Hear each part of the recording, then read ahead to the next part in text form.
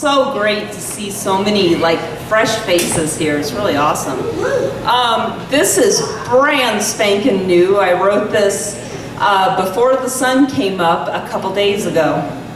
It's called Genesis and Exodus, which are the first two books in the Old Testament of the Bible. 1. Genesis. In the beginning, it was good. It looked like love. The first time they met, he saw her purple G-string peeking out the top of her jeans and knew she would always be wide open, exposed, always ready to receive whatever he had to offer. And thus, it was created. A highway for his madness, a place for all his pain to go.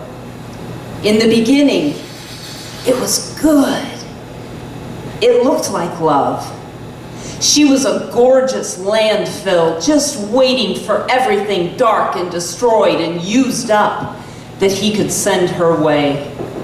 She would hold it all until it turned to rot and leached into the earth, until she forgot that it was his in the first place, until she believed it had always belonged to her.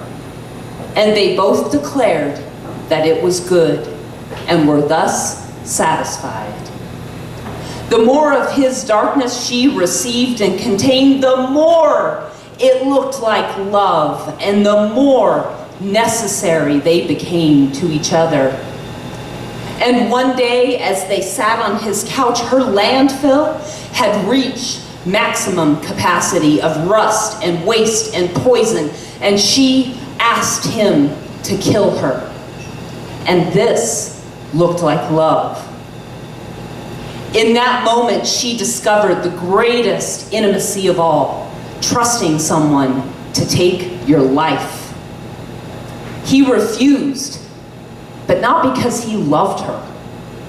He refused because he needed her alive, to process his unprocessed waste, to transform his traumas into a decomposing maw that he could walk away from and never trouble himself with again.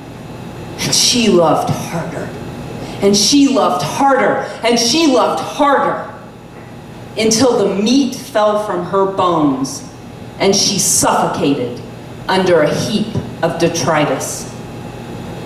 2. Exodus. After they'd wandered in the desert for many years, she gazed upon the wasteland of refuse and asked herself if this looked like love.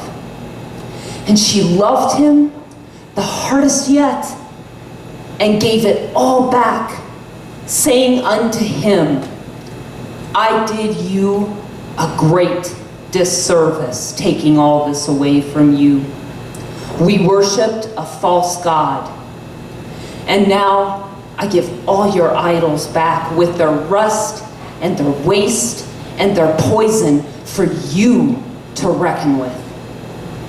I should have never taken away the reckoning that was yours, because you will need every last drop of your own pain to do the work your soul calls you to do. Forgive me for stealing this from you. Goodbye. And her bones became flesh again, and the land grew new life, although it took time for all the toxins to sink into the red-hot core of the earth and burn to ashes. She still has not found the promised land, but she's finding herself. Thank you.